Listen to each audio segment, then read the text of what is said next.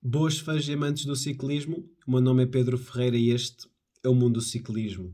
Desde já agradeço a vossa presença aqui no meu vídeo, agradeço também o feedback dado ao primeiro e ao segundo vídeo que saíram no canal.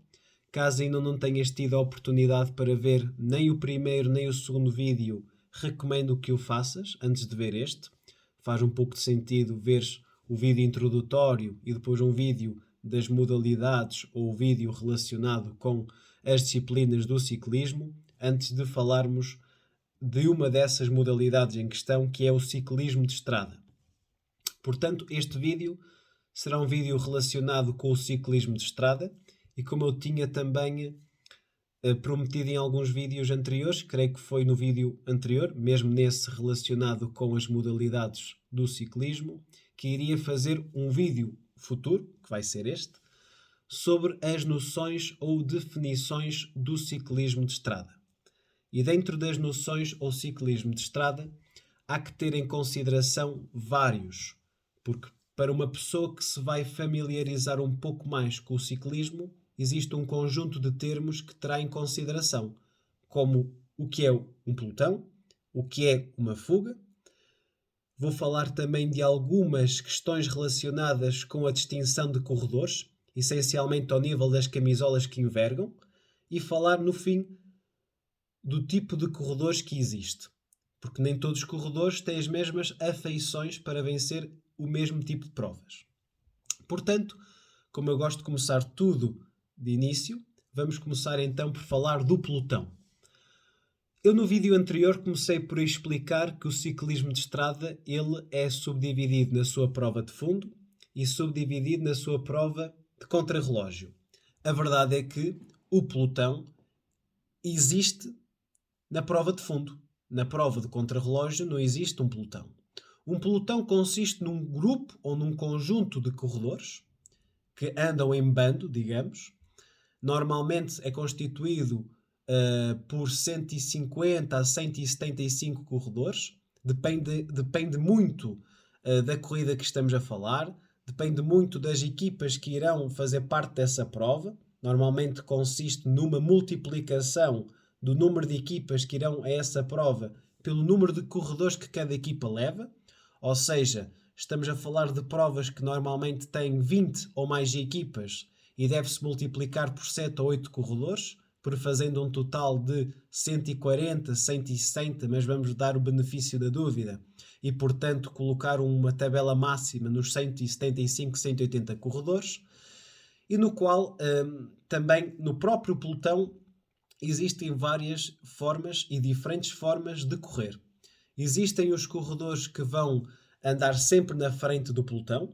Normalmente esses corredores são os denominados gregários. Mais à frente irei explicar mais concretamente o que é um gregário.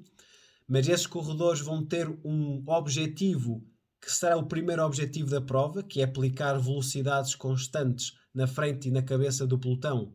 E claramente que, como resultado disso, vão ser os primeiros a ficar para trás, tendo quase zero chance de vencer a prova. Existem outros corredores que estão constituídos no meio do pelotão e, por consequência, vão despender uma menor quantidade de energia. E existem corredores que estão na parte de trás do pelotão, que são corredores que também, assim como os corredores que estão na frente do pelotão, vão despender uma grande quantidade de energia. E porquê? Porquê é que os corredores que estão na traseira do pelotão e os corredores que estão na dianteira do pelotão vão gastar uma maior quantidade de energia? Os corredores da frente é porque vão ser eles que vão regular a velocidade a que o pelotão irá andar. Faz sentido serem aqueles que vão gastar uma maior quantidade de energia. Já os corredores que estão na parte de trás do pelotão vão desgastar uma menor quantidade de energia porque vão estar sempre no colo e de escola. Eles vão descolar do pelotão, vão tentar gastar energias e por consequência vão ser energias muito necessárias para o desenrolar da prova e vão colar na parte de trás do pelotão. Se ficarem na parte de trás do pelotão, podem posteriormente descolar da parte de trás do pelotão e assim sucessivamente. Portanto, o próprio pelotão ele é constituído pela parte da frente, maior desgaste de energia. O meio, onde existe um menor desgaste de energia por força do arrasto, portanto, por força do vento, por todos esses condicionantes que faz com que o corredor que esteja posicionado no meio do pelotão desgaste-se menos e que tenha maior capacidade para vencer a prova mais adiante. O corredor que está na parte de trás do pelotão vai ter também uma grande dificuldade, porque vai fazer dois desgastes. Normalmente é o desgaste de se descolar e depois de colar-se no pelotão. Um outro desgaste é até ele encontrar uma posição no meio do pelotão para posteriormente se desgastar menos. Mas isso é bastante difícil de ocorrer. Portanto, quanto ao pelotão, estamos falados. Depois existe uma outra definição importante, que é a fuga. O que é que consiste uma fuga? Normalmente uma fuga consiste num determinado conjunto de corredores que têm como objetivo se destacarem do pelotão no início de uma prova e normalmente vão andar muitos e muitos quilómetros sozinhos. Sozinhos em comparação com o número de corredores que vão estar no pelotão. Talvez a maior fuga que eu vi numa prova foi de 50 corredores e isso é muito raro. Normalmente, se chegar a 10 já é uma sorte. Portanto, estamos a falar de 10 corredores que vão sempre passar na frente para tentar fazer com que haja uma certa união de esforços, porque o objetivo é o mesmo. O objetivo é aquela fuga chegar ao fim. Se bem que a taxa de eficiência ou a taxa de eficácia de uma fuga chegar ao fim e vencer é reduzida.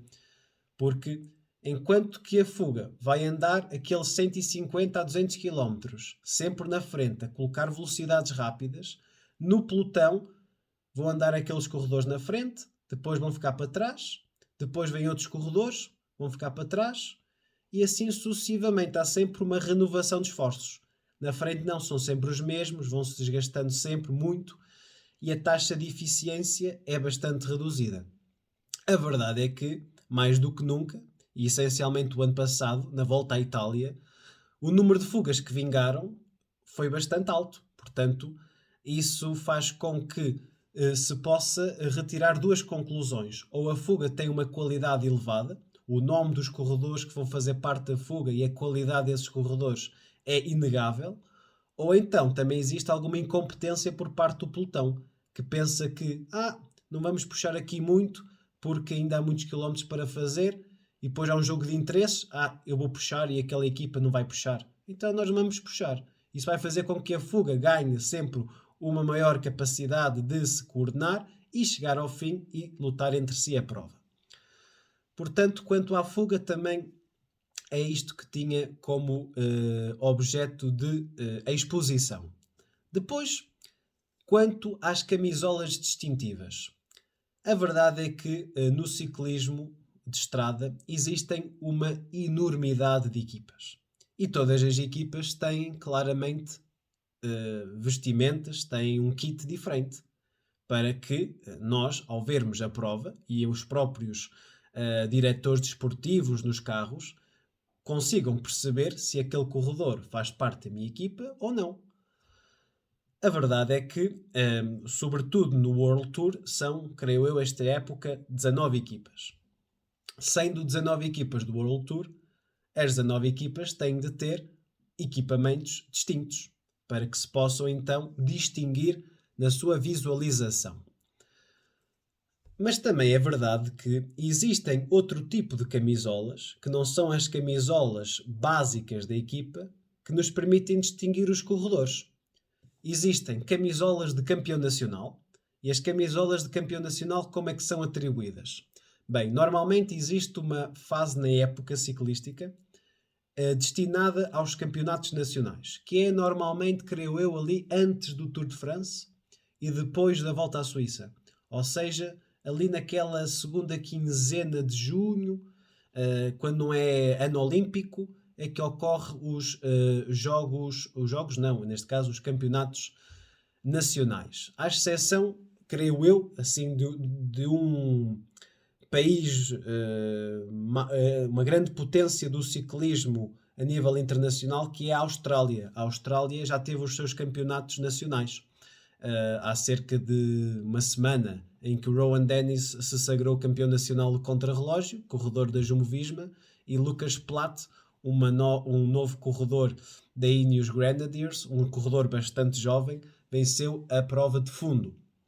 Portanto, através desta definição dos campeonatos nacionais da Austrália, eu já vos disse que existem dentro dos campeonatos nacionais duas provas, a prova de fundo e a prova de contrarrelógio. E a pergunta que me poderão colocar é a seguinte: sendo eu campeão nacional do contrarrelógio, irei levar para uma corrida de 150 km a minha camisola de campeão do contrarrelógio? Não. Tu só poderás envergar a camisola de campeão contrarrelógio em provas do contrarrelógio. Eu, sendo campeão nacional da prova de fundo, irei correr nas provas de fundo com a camisola de campeão nacional. Como mero conhecimento, ou seja, para mera informação, o campeão nacional da prova de fundo português é o José Neves, corredor da W52, e o campeão nacional do contrarrelógio português é o João Almeida, corredor da UAE Team Emirates. Mas ele ainda venceu estes campeonatos nacionais do contrarrelógio ainda como corredor da Deceuninck Quick Step. Portanto, camisola de campeão nacional. Depois temos a camisola de campeão europeu, ou melhor dizendo, a camisola de campeão continental, porque existem várias camisolas. Existe a camisola de campeão africano, a campeão asiático, o de campeão americano, mas nós no continente europeu damos claramente maior importância à camisola de campeão europeu. O último campeão europeu foi o Sonny Colbrelli, corredor italiano. É uma curiosidade que eu vos dou, que é a seguinte: os dois últimos campeões europeus são corredores italianos. Em 2020 foi Giacomo Nizzolo e o ano passado foi Sonny Colbrelli. A camisola de campeão europeu é algo recente. Eu creio que a primeira vez que se disputou os campeonatos europeus foi em 2017 ou em 2016, agora não tenho essa data precisa, mas creio que foi o Peter Sagan o primeiro campeão europeu, mas que não envergou a camisola de campeão europeu porque era simultaneamente campeão mundial. E até uma boa forma de expor a matéria sobre a camisola de campeão mundial. A camisola de campeão mundial é a camisola que todos os corredores querem mais, assim como a camisola de líder da Volta à França, a camisola amarela. Portanto, estamos a falar de uma camisola bastante peculiar na sua cor, enquanto que a camisola de campeão europeu é uma camisola branca e depois tem o emblema, digamos, da União Europeia, o fundo azul com as estrelinhas. A de campeão mundial é uma camisola que tem umas listas de várias cores. É uma camisola que no pelotão se identifica muito facilmente. Nós, ao vermos uma prova, nós conseguimos verificar que aquele é o campeão mundial. O último campeão mundial chama-se Julien Alaphilippe. Ele é o último campeão mundial e até posso dizer o seguinte: ele é o bicampeão mundial, vencedor de 2020 e de 2021. Claramente que a camisola campeão mundial é uma camisola que todos querem envergar, é uma camisola que dá um grande mediatismo internacional. E depois há as camisolas distintivas numa grande volta, ou numa prova, essencialmente de etapas, em que existe um determinado conjunto de dias, e para ver quem será o vencedor da classificação geral, existe uma camisola distintiva. Na volta a Portugal e na volta à França, a camisola distintiva é a camisola amarela. E porquê que é uma camisola amarela? Porquê que a camisola de líder da volta à França, em específico, é a camisola amarela? Isto tudo vem da história da camisola amarela. E a camisola amarela é uma camisola que advém de um jornal, que atualmente se chama de Equipe, mas que antigamente se chamava Le Auto. E por volta da década de 40 do século passado, chegou à conclusão de ser o patrocinador da Volta à França, e como as suas páginas eram amarelas, isso foi o mote para que a camisola de líder da classificação geral fosse a camisola amarela. Em Portugal, não sei qual é a razão. Caso saibas a razão, não hesites. Deixa aí na caixa de comentários ou envia-me mensagem privada a dizer que olha que a camisola amarela em Portugal deve ser isto, aquilo e aquilo outro. E eu fico assim a saber dessa informação. Quanto à camisola distintiva da liderança, da classificação geral na Volta à Itália, não é a camisola amarela, é a camisola rosa. E porquê que é a camisola rosa? Porque o jornal desportivo que patrocina a Volta à Itália, ou Giro de Itália, como queiram, é a Gazzetta dello Sport, que tem assim um tom um pouco rosa. Na Volta à Espanha, que é a outra grande volta, a camisola distintiva é a camisola vermelha. E perguntar-me-ão, deve ter sido sempre a camisola vermelha, não, Pedro? Mentira. Até há uns anos atrás, penso que ali até 2008, 2009, a camisola distintiva na Volta à Espanha era a camisola amarela ou dourada, digamos. Era assim uma cor entre o amarelo e o dourado. Mas a partir de 2009, creio, não tenho a certeza, a camisola distintiva passou a ser o vermelho. Depois existem outras camisolas distintivas. Existe a camisola dos pontos. A camisola dos pontos é normalmente uma camisola que é atribuída ao melhor sprinter. E porquê que eu coloco sprinter entre aspas? Porque não é necessário que seja um sprinter a ganhar a camisola verde. Na Volta à França é verde. Na Volta à Itália é o ciclamino, que é assim um violeta, um rosa mais escuro. E na Volta à Espanha é a camisola também verde. Normalmente a camisola verde é atribuída ao vencedor dos sprints intermédios nas provas planas. Por exemplo, na prova por etapas, numa determinada prova plana, existe ali um sprint intermédio que dá no máximo 20 pontos, aos segundos a 7, 15, 13, etc. E depois, consoante a dureza e a classificação da prova, se for uma prova de dificuldade 1, o sprint final dá 50 pontos. Se for uma dificuldade 2, o sprint final dá 30. Se for dificuldade 3, dá 20. E assim sucessivamente. Depois, no conjunto final dos pontos, entrega-se a camisola verde. Ou a camisola ciclamino, se for a Volta à Itália. Depois temos a camisola da montanha. A camisola da montanha é uma camisola que na Volta à França é branca às bolinhas vermelhas. É uma camisola bastante fácil de identificar no pelotão. Já na Volta à Itália, a camisola azul. E na Volta à Espanha é a camisola branca às bolinhas azuis.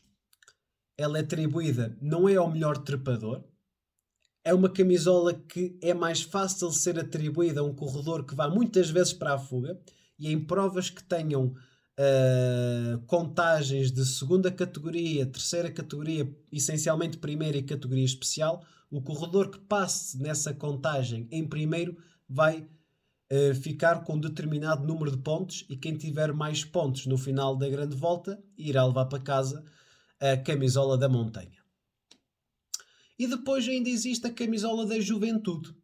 A camisola da juventude, nas 3 grandes voltas, e também na Volta a Portugal, se quisermos aplicar aqui à nossa volta ao nível nacional, é a camisola branca, que é a camisola que é atribuída aos corredores com menos de 23 anos. A lei nunca foi assim. Primeiro de tudo, a camisola branca é uma camisola recente. Por exemplo, o maior vencedor de todos os tempos, Eddy Merckx, ele foi o homem que foi capaz de vencer todas as camisolas, a camisola amarela, a camisola verde, a camisola branca, as bolinhas vermelhas no Tour de France.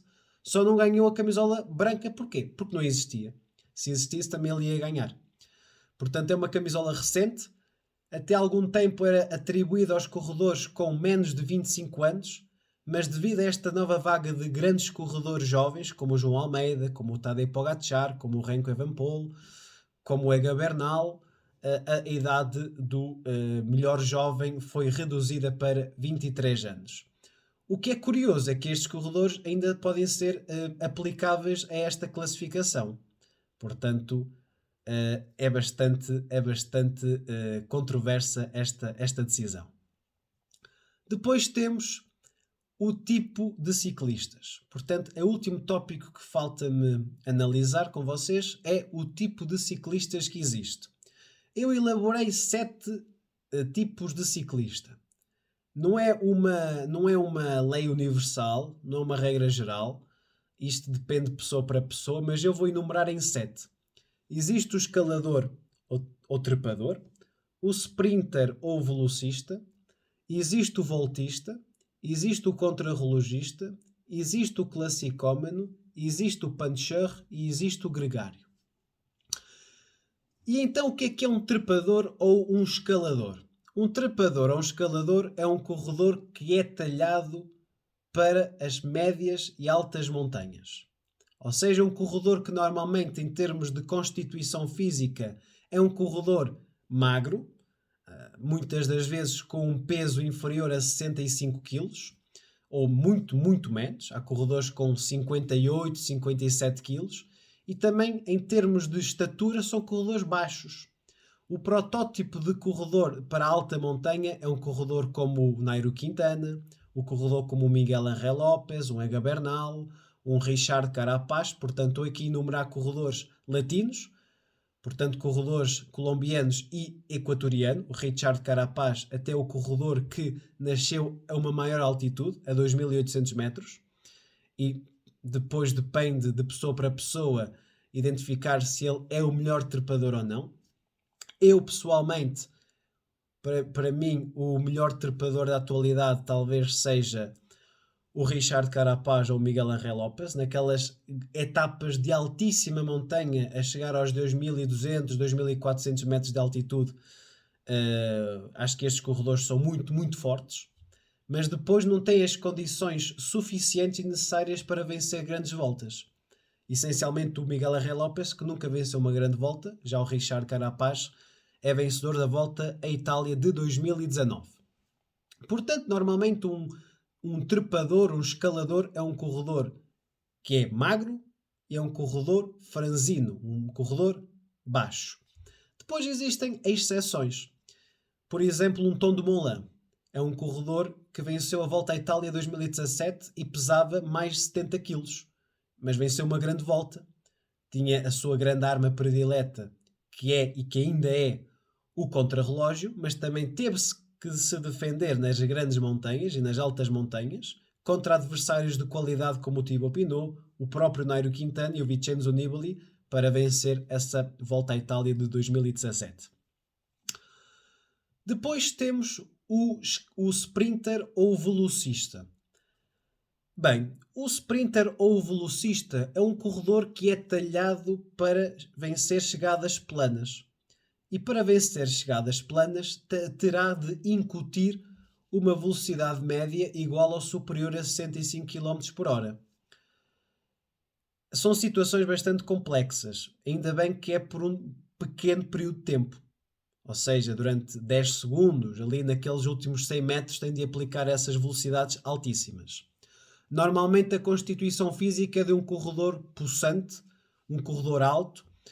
Eu tenho sempre o protótipo de um Marcel Kittel, que foi um corredor que já não corre, devido a problemas ao nível psíquico, deixou o ciclismo, creio que em 2019 ou 2018. Mas o melhor sprinter da atualidade são dois corredores que são baixos, em comparação com o possante Kittel, que tinha mais de 1,85 m, tinha para aí 85 kg, que é o Mark Cavendish e também o Caleb Ewan, que são corredores franzinos, digamos, corredores baixos, mas depois têm um bom nível de musculatura para conseguir aplicar aquelas velocidades intensas e exorbitantes nos últimos 100, 150 km. 150 km? Não, 150 metros.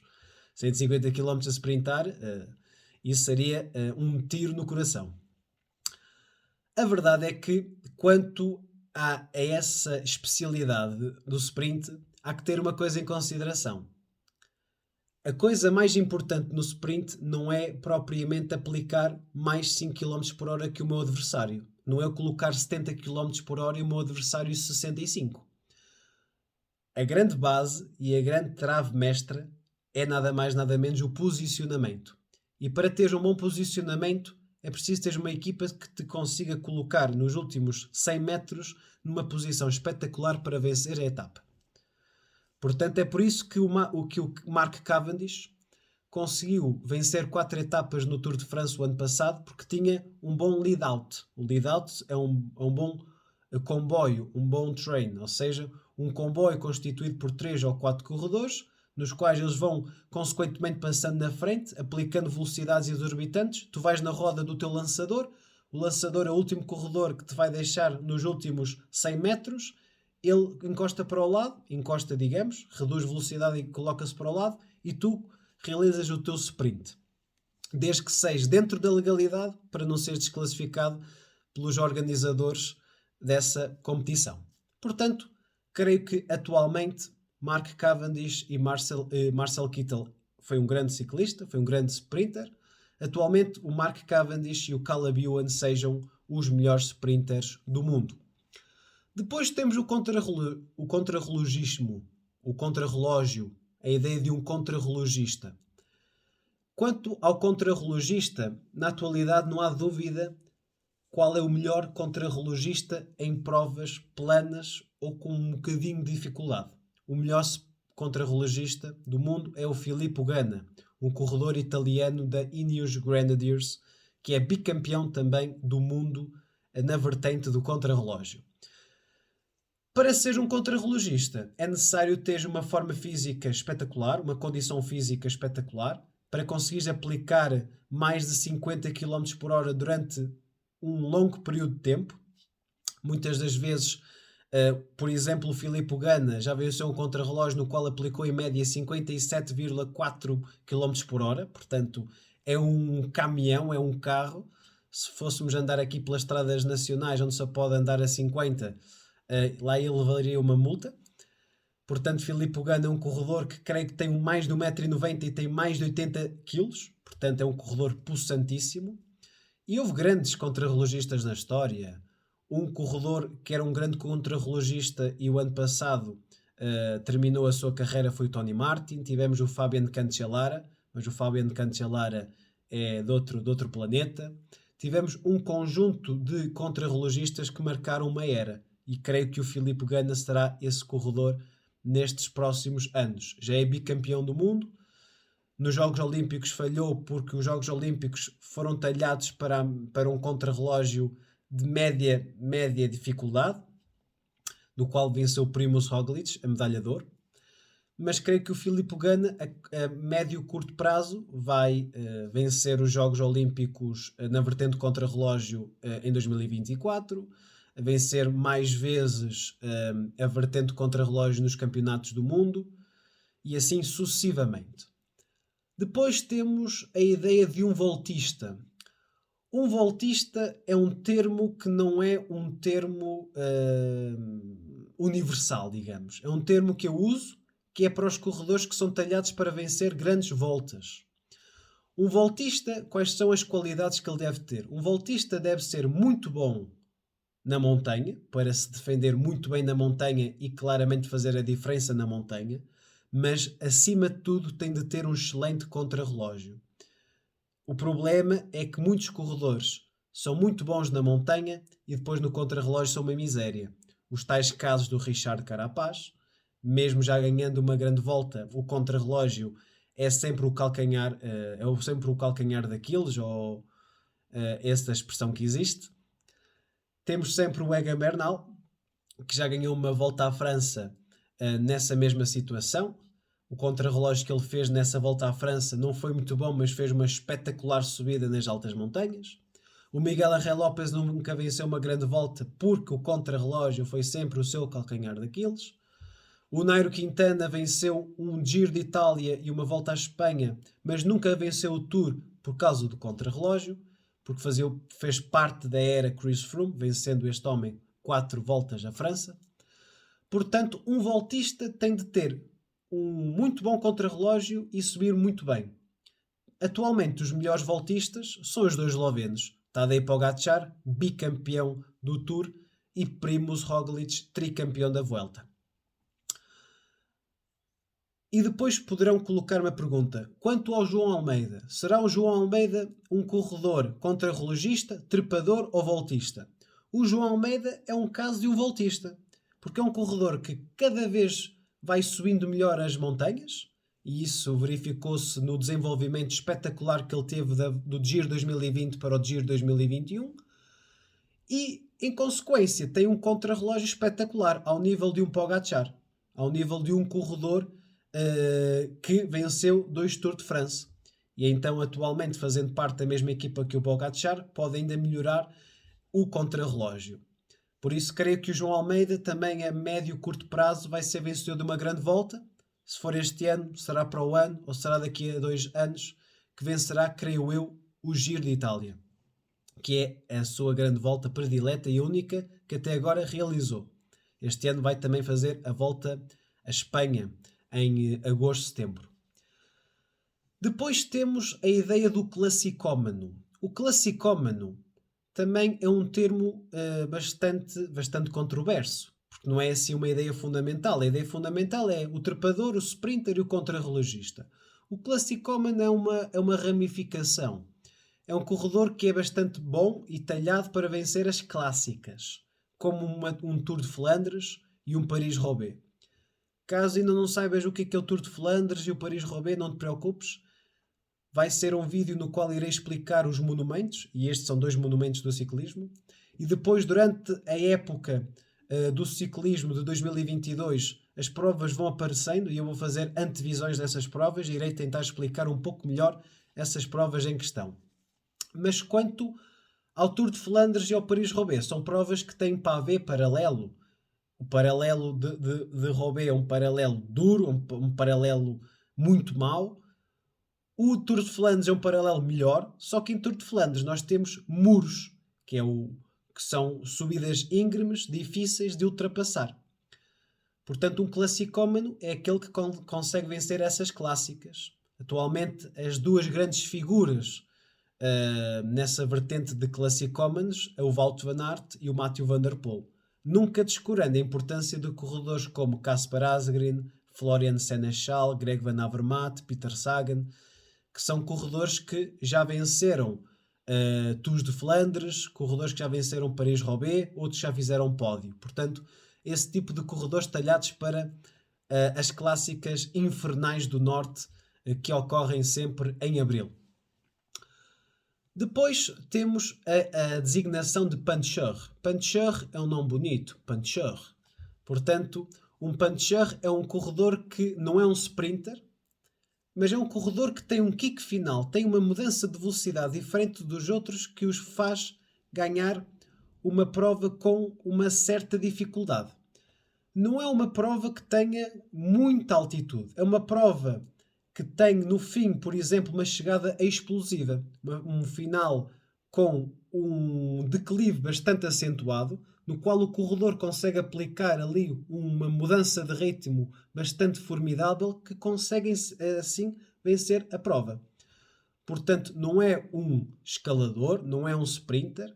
Já tentaram fazer do melhor puncher um escalador, mas não deu sucesso, que é o Julien Alaphilippe, o tal bicampeão do mundo de 2020-2021. É o melhor puncher do mundo, creio eu. O próprio Primož Roglič, que é um voltista, também tem um kick final e tem uma mudança de velocidade muito boa, mas para mim, Julien Alaphilippe é o melhor puncher do mundo. Ele andou de camisola amarela no Tour de France 2019. Ele aí tentou defender a todo custo a camisola amarela nas altas montanhas, mas chegou-se à conclusão que não é terreno para ele. Nesse terreno é para Bernal. Naquele Tour era para Bernal, era para Pinot, era para esses corredores de alto gabarito na alta montanha. Portanto, Julien Alaphilippe é um grande puncher e o final da Flash Wallonne de 2021 é um bom exemplo disso. Irei deixar na descrição esse final da Flash Wallonne de 2021, no qual ele consegue aplicar o ataque no momento certo, depois de Primož Roglič ao ter feito uns metros antes. Passa por Roglič como se Roglič não fosse ninguém. E Roglič é o tricampeão da Vuelta e o medalhado nos Jogos Olímpicos na vertente do contrarrelógio. Depois temos a figura do gregário. Um gregário é um corredor que, além de colocar aquele ritmo durante a primeira parte da prova, é aquele corredor que mais rapidamente fica para trás. Também é o corredor que vai buscar alimentos para os seus colegas de equipa. é o corredor que vai buscar a roupa quando a prova é bastante fria e com chuva vai buscar aquela roupa para o seu líder, é aquele corredor que vai buscar a bebida, é o corredor que faz tudo e é o corredor que é bastante ambicionado. Isto é, a figura de gregário é uma figura bastante ambicionada. Existe um prémio, além do prémio que se dá ao melhor corredor do mundo, também existe um prémio a dar ao melhor gregário do mundo. Portanto, a figura do gregário, que é quase um explorado, mas ele consegue fazer muito bem essa função. Atualmente existem muitos bons gregários. Existe um time de Klerk, que é corredor da Deceuninck Quick-Step, talvez seja o melhor exemplo do melhor gregário do mundo, porque já venceu esse prémio mais do que uma ocasião. Não é por acaso que ele é designado o Tractor, não é trator por levar tudo à frente, mas é o trator por pôr ritmos bastante rápidos e constantes na frente do pelotão. Já tivemos corredores portugueses que já fizeram isso no ciclismo internacional, um Sérgio Paulinho, uma fase da sua carreira que fazia esse papel de gregário para Alberto Contador, um Tiago Machado, que também colocava ritmos na frente do pelotão numa fase da sua carreira. Portanto, o próprio Rui Costa atualmente, que foi o campeão do mundo de Florença em 2013, na equipa da UAE Team Emirates, tem esse papel de ser um capitão de balneário, mas também ser um gregário, porque para além de exprimir a experiência que tem, também é um corredor que consegue estar disponível para os seus líderes, como para o Tadej Pogacar e este ano para o João Almeida. Portanto, quanto aos tipos de ciclistas, também nós estamos conversados.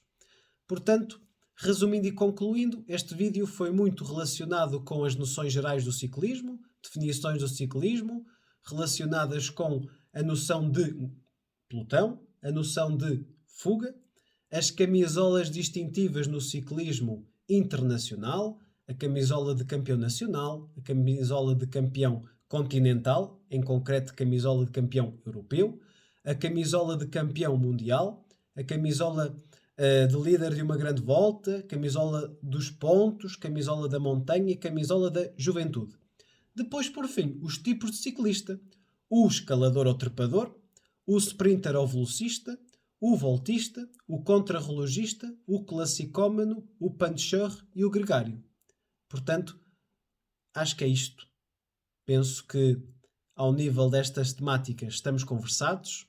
Espero que tenham gostado do vídeo. Deixem um like ou dislike, dependendo da vossa opinião. Alguma dúvida, deixem na caixa de comentários. Sei que me alonguei um pouco mais, mas estas matérias são bastante importantes para aquelas pessoas que querem começar a ver o ciclismo e começarem já a estar um pouco familiarizadas com estas designações. Portanto, é tudo. Um grande abraço e até à próxima.